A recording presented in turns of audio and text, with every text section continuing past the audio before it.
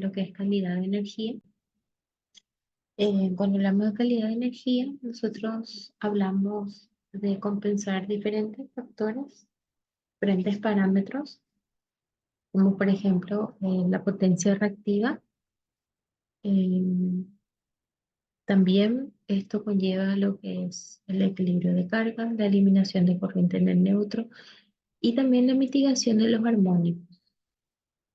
Cuando nosotros tenemos una distorsión armónica, esto implica una menor calidad. También eh, exponer el sistema a no cumplir con las normas básicas de calidad de energía conlleva reducir el tiempo de vida útil de ciertos dispositivos, ¿verdad? Pueden ser los transformadores o incluso de los conductores. Tenemos diferentes tipos de fuentes de armónicos, por ejemplo. Entre ellos, habíamos ya mencionado algunos. Tenemos aquí algunos otros aspectos y otros que ya fueron repetidos para rememorar un poco, ¿verdad? Pero básicamente son todas las cargas no lineales.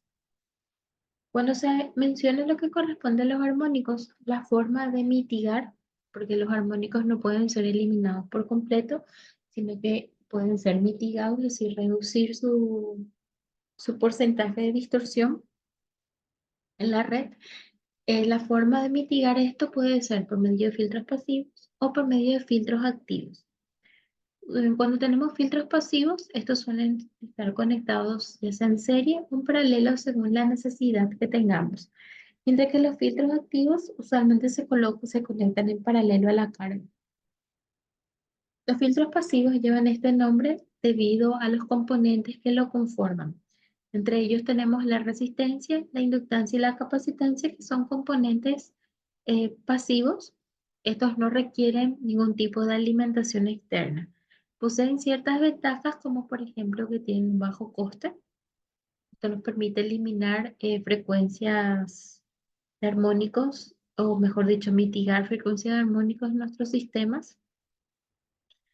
Los filtros pasivos son empleados en sistemas que no tienen cargas muy fluctuantes, porque no tienen la capacidad de adaptarse a los requerimientos actuales del sistema.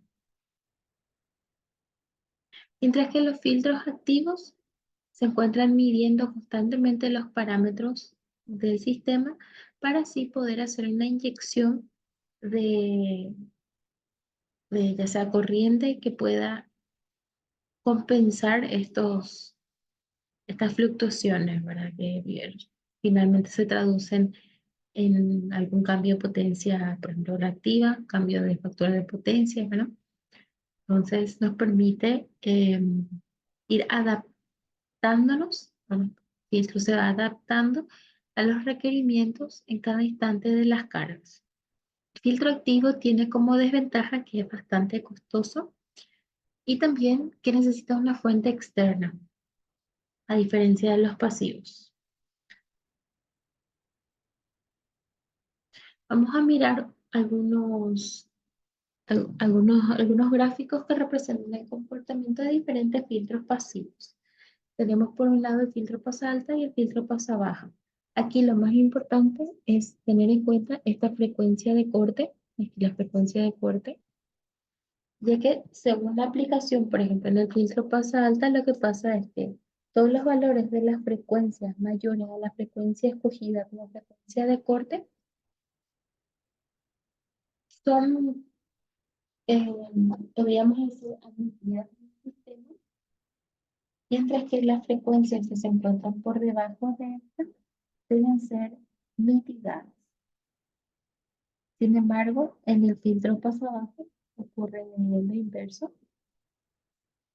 Tenemos nuestra frecuencia de corte y todas esas frecuencias que se encuentren por encima aquí de la frecuencia de corte deben ser mitigadas, permitiendo solamente que en el sistema podamos encontrar, si hiciéramos una medición, las frecuencias que sean o que se encuentren por debajo de esa frecuencia de corte.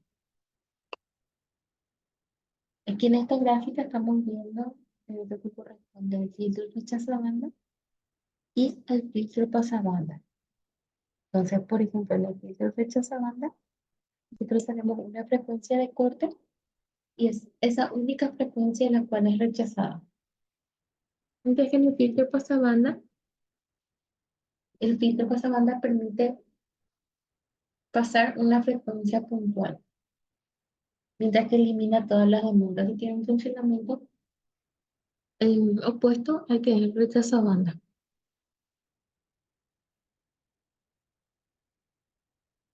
Aquí tenemos un, un filtro junto con su gráfica que está su frecuencia de corte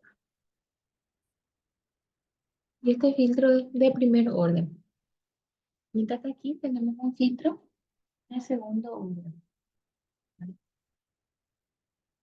Tenemos la ecuación que corresponde al filtro de segundo orden. Esto se utiliza para poder hacer el diseño, el dimensionamiento de los componentes pasivos que van a ser empleados en en el filtro. Esta lámina es para ver un poco cómo se ve el entorno dentro de un analizador de red. O sea, en este caso, este analizador de red está midiendo la distorsión total. También es capaz de medir la distorsión por línea. Aquí la distorsión de corriente por línea. Bueno, mejor dicho, la corriente de línea por este lado. Y aquí tenemos la parte de las distorsiones en forma porcentual. Aquí estamos viendo el diseño del filtro rechazo banda. Entonces vemos cuáles son sus componentes y la disposición de estos. Vamos a hacer un pequeño cálculo. Estos cálculos los hacemos solamente porque vamos a hacer una simulación. Entonces la idea es que puedan ver de dónde salen los valores empleados en esa simulación. Entonces tenemos una potencia reactiva. Tenemos aquí la frecuencia de corte. En este caso la frecuencia de corte es 150 porque nosotros estamos deseando mitigar armónicos de tercer orden. Entonces, como es de tercer orden, mi frecuencia del sistema es 50 Hz, multiplico 50 por 3 y me da 150. Y este es un parámetro correspondiente al efecto de segundo orden denominado factor de calidad. Entonces, lo que hacemos, calculamos la impedancia por medio de la potencia eh, reactiva, en este caso es capacitiva. De ahí extraemos la impedancia. Una vez que tenemos la impedancia, podemos calcular de ahí el capacitor. Este valor capacitivo que nosotros obtenemos ahí, ¿verdad? Usualmente lo que se suele hacer con esto es mirar el catálogo del fabricante y ver cuál es el valor más próximo que nos ofrece, ¿verdad? Una vez que tenemos ese valor, aplicamos ese mismo para conocer el valor de la inductancia. Entonces metemos eso en esta ecuación, ya aquí incorporando lo que es nuestra frecuencia de corte, que es de 150 aquí, porque es 50 por 3, lo único que deseamos eliminar. Y a partir de ahí obtenemos valor de L, ¿verdad? Que es el valor del inductor que se va a estar utilizando en ese filtro. Y ahí se procede a calcular el valor de R del filtro. Pues aquí se introduce lo que es el factor de calidad y nos da 2 ohms. Vamos a ver la simulación correspondiente a esto.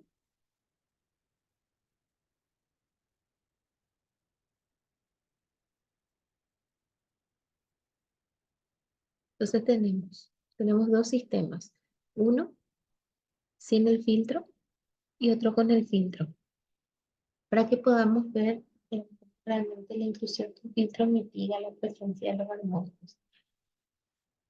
En este caso dijimos que nuestro armónico predominante era del tercer orden Se incluyó un filtro de banda para poder mitigar el tercer armónico. Aquí tenemos nuestra carga simulada. Nosotros en la clase pasada habíamos visto que, podemos o utilizar una carga y ver los armónicos que introduce. O bien, si nosotros ya conocemos los armónicos que tiene, podemos representar esa carga por medio de fuentes de corriente, donde en cada fuente de corriente debemos ir colocando el valor de frecuencia que representa. Por ejemplo, aquí, que es el tercer armónico, yo abro esto, o mejor aquí, donde no tengo el filtro, yo abro y tengo frecuencia 150. Entonces ahí yo le estoy indicando que pertenece al tercer armónico. Vamos a mirar un poco lo que corresponde al espectro. Vamos a ver cuáles son los armónicos que están ahí presentes en nuestro sistema. Nosotros realmente hicimos la simulación colocando aquí el aporte, pero podemos verificar eso aquí con nuestro Power BI. Entonces abrimos, entramos aquí en herramientas, en la transformada rápida de Fourier, y ahí nos va a mostrar los componentes armónicos que tenemos presentes en ese sistema. En este caso, tenemos que tener cuidado aquí con el nombre de la corriente, pues yo tengo simulada varias, es IS. ¿Cómo sé? Porque aquí es el nombre que le puse. Otra cosa que debo tener en cuenta es que aquí siempre debo colocar la frecuencia con la que estoy trabajando, que es 50. Entonces ahí me muestra.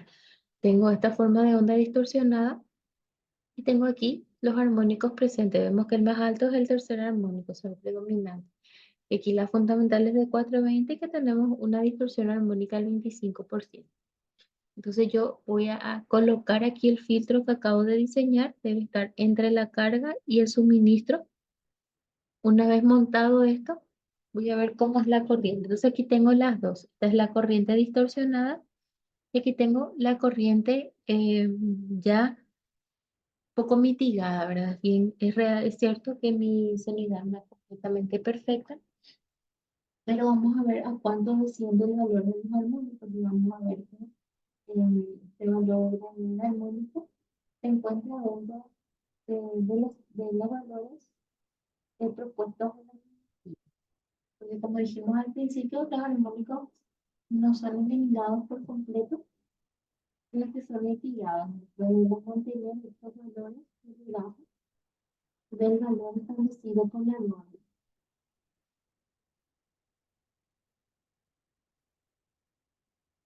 Entonces nos fijamos y tenemos un 2%. Nosotros teníamos un 25%. Aquí nos muestra que tienen que multiplicar por 100 para ver. Entonces aquí teníamos 25 y después colocar el filtro en el mismo sistema. Entonces reducir el armónico al 2%. Está cumpliendo. En este caso, un rechazador, yo estoy multiplicando por si la armónico no es más. Y eso me sirve porque la mayor amplitud era el tercer armónico.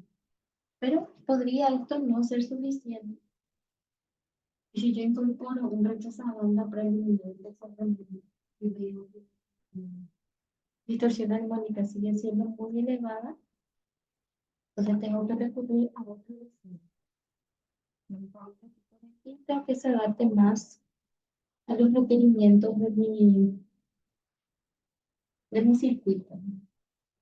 Vamos a ver otra simulación, pero de manera superficial, porque aquí adentro tenemos una carga, un convertidor.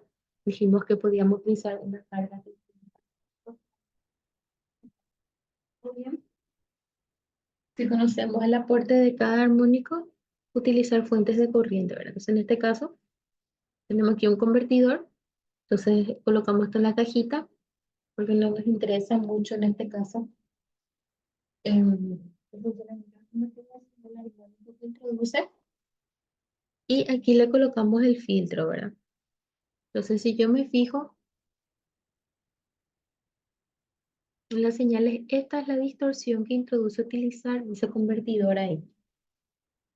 Pero como yo le coloqué un filtro, logro volver a limpiar un poco esta señal, ¿verdad? Y se parece un poco más a una senoidal.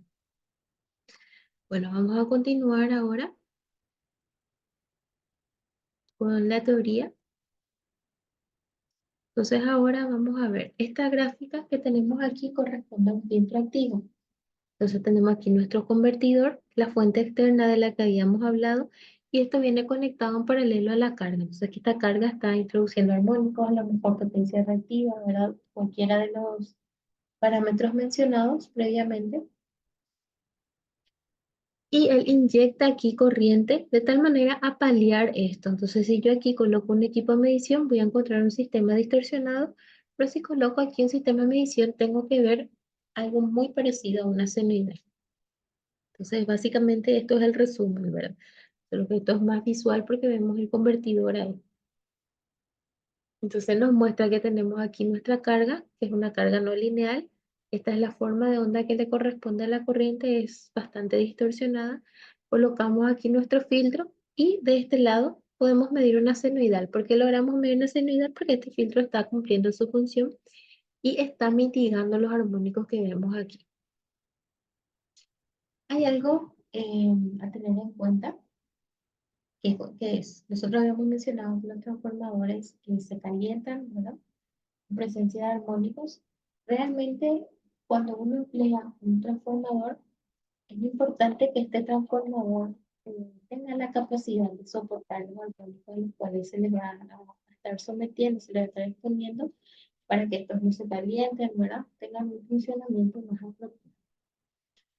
Pero en el caso de que no se cuente con un transformador para armónicos, se puede hacer un estudio para ver qué tanto va a calentar se va a calentar este transformador con la presencia de estos armónicos. Entonces, para eso utilizamos esta ecuación de aquí.